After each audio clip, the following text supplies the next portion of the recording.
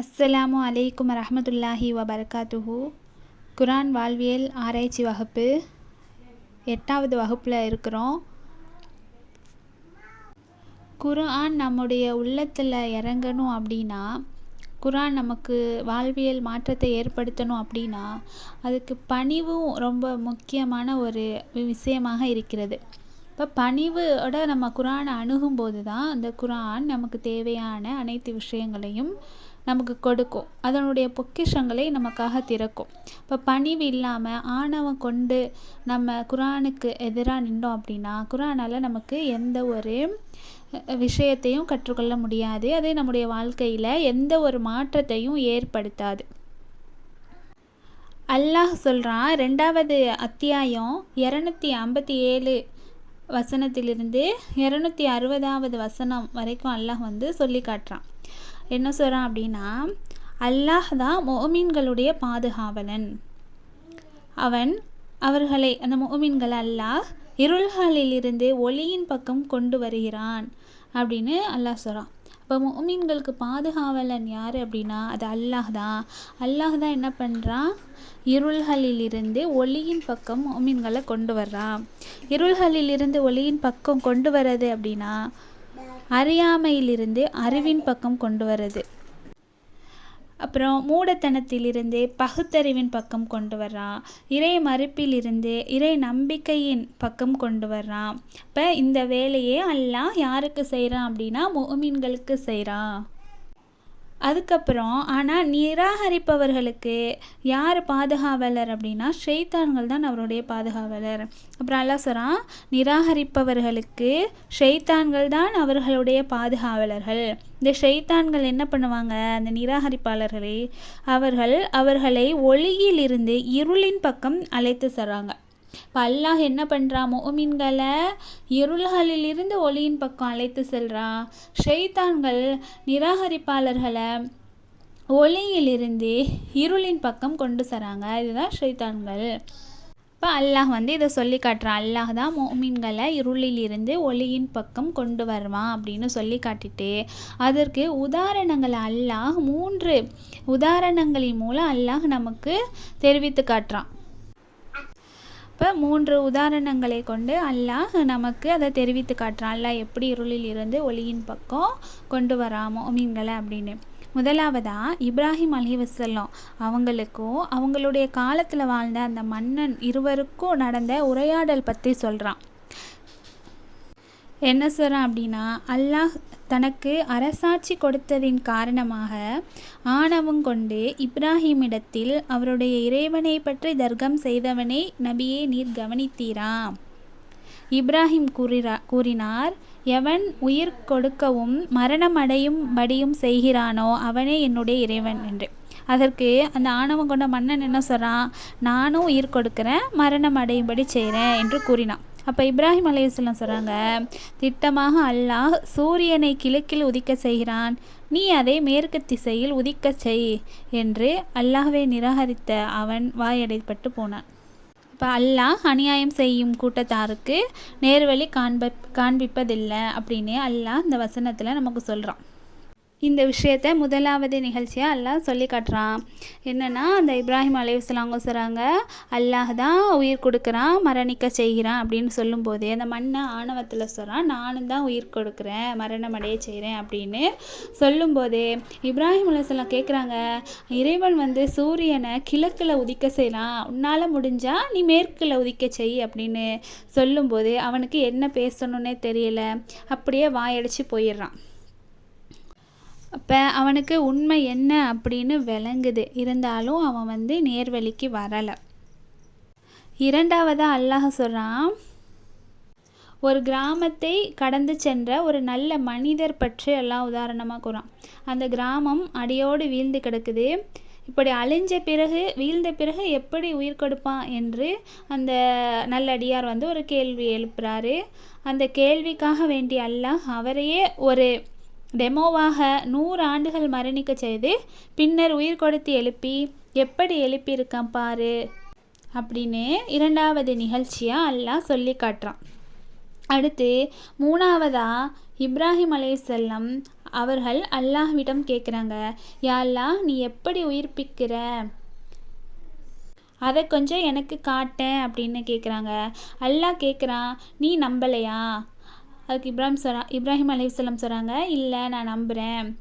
ஒரு மன திருப்திக்காக வேண்டி, என்னுடைய மன அமைதிக்காக தான் நான் இதை கேட்குறேன் அப்படின்னு இப்ராஹிம் அலைஹிஸ்ஸலாம் சொல்கிறாங்க. உடனே அல்லாஹ் என்ன பண்ணுறான், 4 பறவைகளை எடுத்து அவற்றை துண்டு துண்டாக வெட்டி உம்மிடம் வைத்து கொள்ளுங்க. பின்னர் அவற்றின் ஒவ்வொரு பாகத்தையும் மலை மீது வைத்து விடுங்க. ஒவ்வொரு மலை மீதும் ஒவ்வொரு பாகத்தையும் வைத்து விடுங்க. பின்னர் அந்த அவைகளை கூப்பிடுங்க. அவை உம்மிடம் வேகமாய் வரும். இதுபோல தான் அல்லாஹ் இறந்துள்ளவற்றை உயிர்ப்பிப்பான் என்று 3 வரலாற்றை கூறுகிறார்கள். அப்போ இந்த 3 உதாரணங்களின் மூலமாக அல்லாஹ் முதல்ல முஃமின்களுக்கு அல்லாஹ் இருளிலிருந்து ஒளியின் பக்கம் கொண்டு செல்கிறான். முஃமின்களுக்கு இறைவன் தான் பாதுகாவலன் அப்படின்னு சொல்கிறான். அப்புறம் காஃபிர்களுக்கு ஷைத்தான்கள் தான் அவர்களுடைய பாதுகாவலர்கள். அவர்கள் ஒளியிலிருந்து இருளின் பக்கம் அவர்களை கொண்டு செல்றாங்கன்னு சொல்லிட்டு அதற்கான அழகிய உதாரணங்களை அல்லாஹ் நமக்கு சொல்லி காட்டுறான்.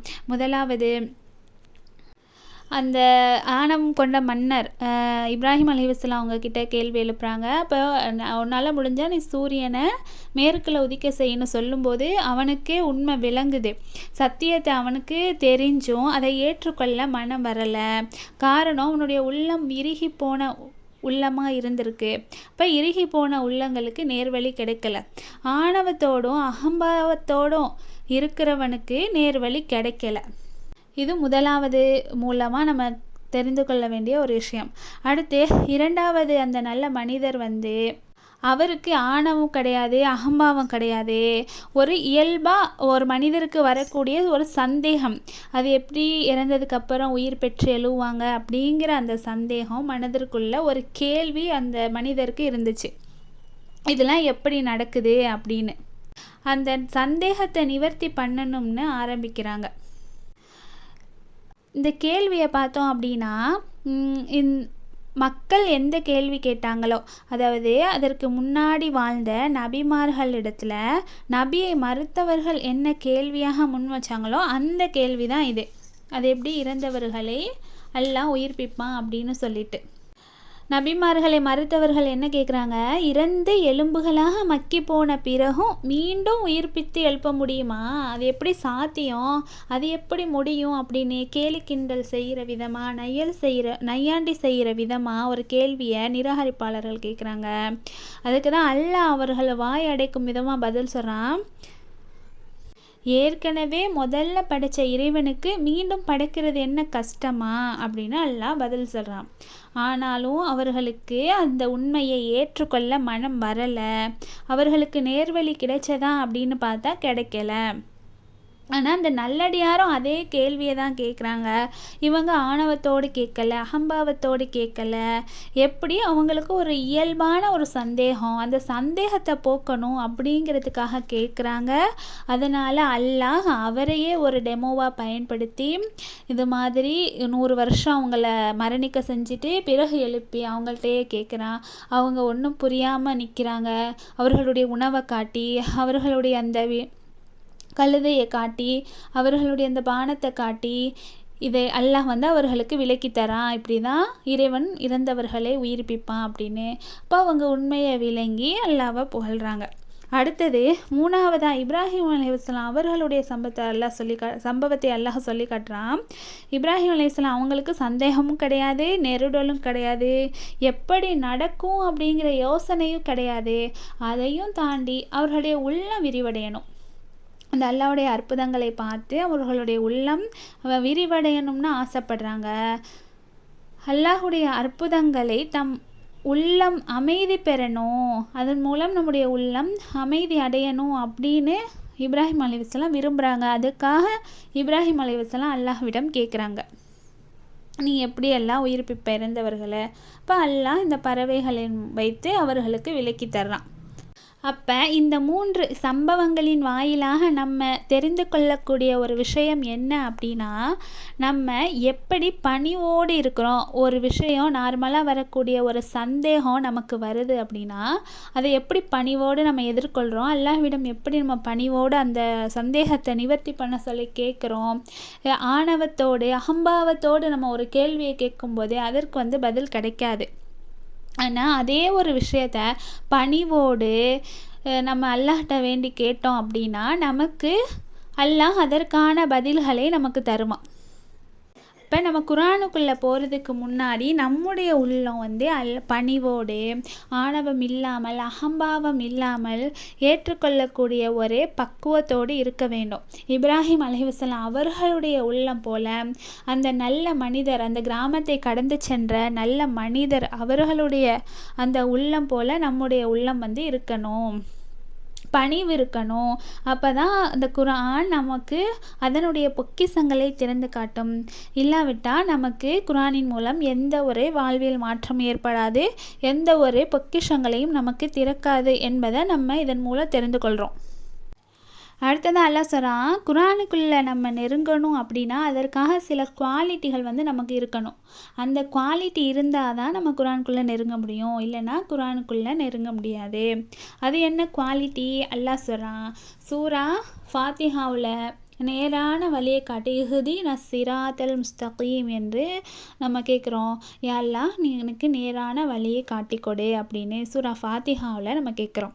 இப்போ இந்த கேள்வி கேட்ட உடனே அதற்கான பதிலாக அல்லாஹ் தஆலா அடுத்த பகுதியில் அல்லாஹ் சொல்கிறான், சூரா பக்ராவில் சொல்கிறான். என்ன சொல்கிறான் அல்லாஹ்? அலிஃப் லாம் மீம் அப்படின்னு சொல்லிட்டு அடுத்ததா ذَلِكَ கிதாப் லா ரைப ஃபீஹி, இது வேதமாகும், இதில் எந்தகைய சந்தேகமும் இல்லை என்று அல்லாஹ் சொல்கிறான். நம்ம நேர்வழியை கேட்குறோம், அடுத்து அல்லாஹ் இது ஒரு வேதம், இதில் எந்த சந்தேகமும் இல்லை அப்படின்னு சொல்கிறான்.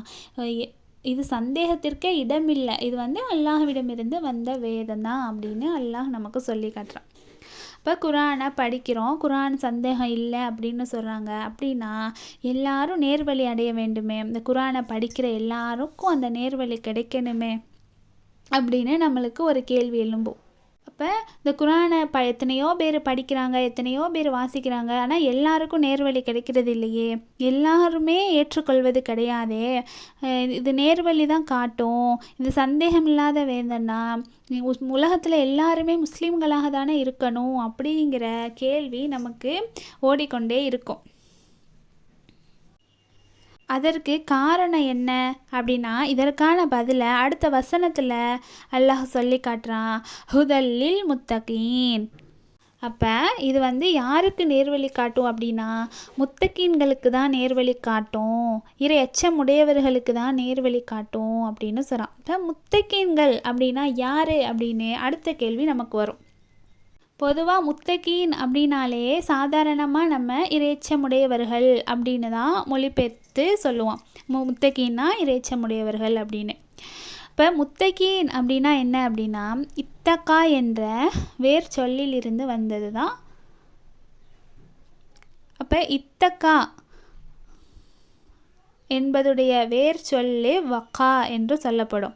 அப்போ அந்த வக்கா என்றால் என்ன அப்படின்னா காத்து கொண்டான், தற்காத்து கொண்டான், தீமையிலிருந்து தன்னை பாதுகாத்து கொண்டான். அப்போ ஒரு விஷயத்தை பாதுகாத்து கொள்ளணும், தீமையிலிருந்து காத்து கொள்ளணும், தற்காத்து கொள்ளணும் அப்படின்னு சொல்வதாக இருந்தால் அதுக்கு வெறும் அல்லாஹ்வின் மீதுள்ள பயம் மட்டும் போதாது, அதோடு சேர்ந்து அல்லாஹ்வின் மீது அன்பு, அல்லாஹ்வை சார்ந்திருக்கும் தவக்குல், அல்லாஹ்வின் திருப்தியை நாடும் மனநிலை, அல்லாஹ் மீது முழு நம்பிக்கை, இந்த எல்லா உணர்வுகளும் சேர்ந்தாதான் உண்மையில் ஒருவன் தன்னை காத்து கொள்ள முடியும். இப்போ முத்தகீன் என்பவன் உண்மையை மறுக்காதவன், உண்மையை எங்கிருந்தாலும் அதை ஏற்றுக்கொள்ள தயாராக இருப்பவனை தான் முத்தகீன் அப்படின்னு சொல்கிறான். அந்த நிலையில் ஒருவர் இருந்தாங்க அப்படின்னா அவர்கள்தான் உண்மையான முத்தகீன். குர்ஆன் அவர்களுக்குத்தான் தன் வழியை காட்டும் என்று அல்லாஹ் சொல்கிறான். இப்போ அந்த முத்தகீன்களுடைய பண்புகளை வந்து அல்லாஹ் விவரித்து கூறுறான். முத்தகீன்கள் எப்படி இருப்பாங்க அப்படின்னா, அவர்கள் மறைவானவற்றின் மீது நம்பிக்கை கொள்வார்கள். மறைவானவற்றின் மீது நம்பிக்கை அப்படின்னா, கண்ணால் காண்பவற்றையும் நம்புவார்கள், கண்ணால் காணாதவற்றையும் நம்புவார்கள். அவர்கள்தான் முத்தகீன்கள்.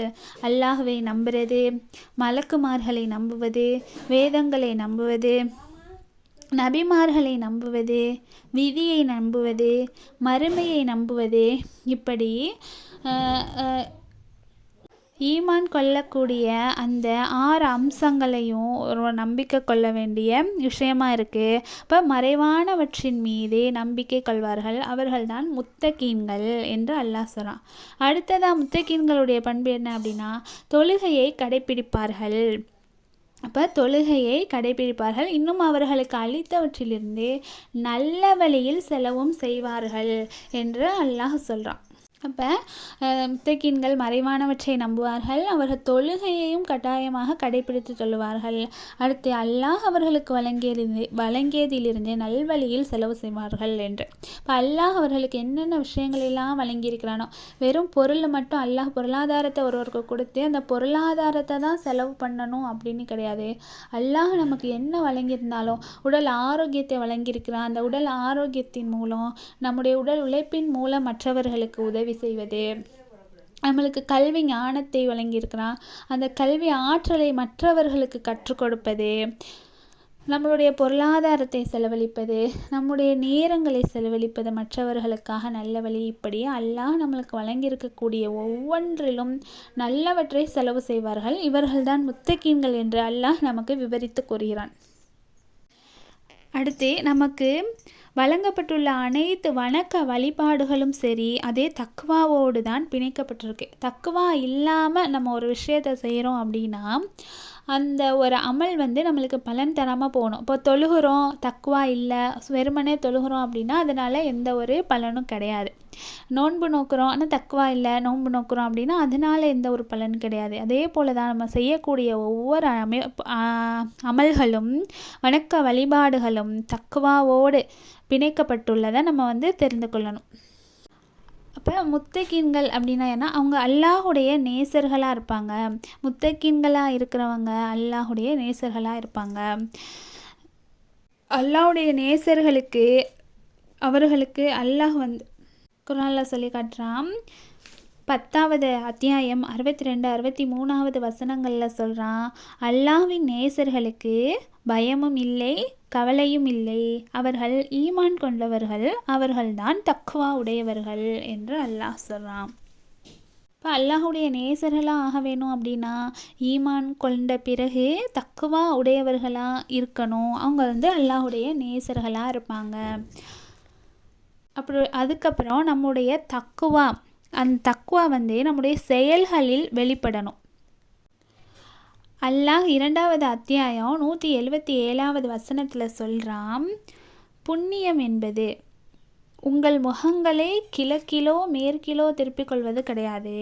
ஆனால் புண்ணியம் உடையவர்கள் அல்லாஹ்வின் மீதும் இறுதி நாள் மீதும் வானவர்களின் மீதும் வேதத்தின் மீதும் நபிமார்கள் மீதும் நம்பிக்கை கொண்டு செல்வத்தை தம் விருப்பத்தின் மீது உறவினர்களுக்கும் அனாதைகளுக்கும் ஏழைகளுக்கும் வழிப்போக்கருக்கும் யாசிப்பவர்களுக்கும் அடிமைகளின் மீட்புக்காக கொடுத்தவரும், இன்னும் தொழுகையை கடைப்பிடித்து ஜக்காத்தை கொடுத்து இன்னும் தம் வாக்களித்தால் தம் வாக்குறுதிகளை நிறைவேற்றுபவரும், வறுமை இழப்பு போன்ற துன்பத்திலும் நோய் நொடிகள் போன்றவற்றின் கஷ்டத்திலும் யுத்த சமயத்திலும் பொறுமையுடன் இருந்தவர்களும் ஆவார்கள். அவர்கள்தான் தக்வா உடையவர்கள்.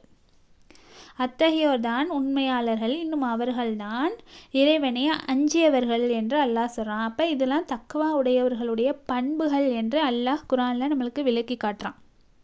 அடுத்து தக்வா உடையவர்கள் அப்படின்னா தவறு செய்யாதவர்கள் கிடையாது. தவறு செய்யாதவர்கள் தான் தக்வா உடையவர்கள் என்பது கிடையாது. தவறு செய்தவுடன் திருந்திக் கொள்பவர்கள் தான் தக்வா உடையவர்கள் என்று அல்லாஹ் சொல்லி காட்டுறான். 3வது அத்தியாயம் 133லேருந்து 136 வரைக்கும் அல்லாஹ் சொல்கிறான், இன்னும் நீங்கள் உங்கள் இறைவனின் மன்னிப்பை பெறுவதற்கும் சுவனபதியின் பக்கம் விரைந்து செல்லுங்கள். அதன் அகலம் வானங்கள் பூமியை போலுள்ளது. அது இரையச்சமுடையோருக்காகவே தயார் செய்யப்பட்டுள்ளது என்று அல்லாஹ் சொல்கிறான்.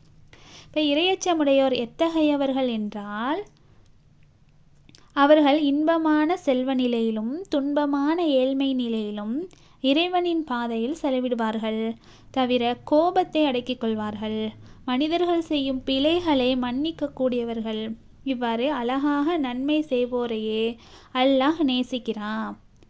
மானக்கேடான ஏதேனும் ஒரு செயலை அவர்கள் செய்துவிட்டால் அல்லது ஏதேனும் பாவத்தின்பால் தமக்கு தாமே தீங்கிழைத்து கொண்டாலும் உடனே அவர்கள் மனப்பூர்வமாக அல்லாஹ்வை நினைத்து தங்கள் பாவங்களுக்காக மன்னிப்பு தேடுவார்கள்.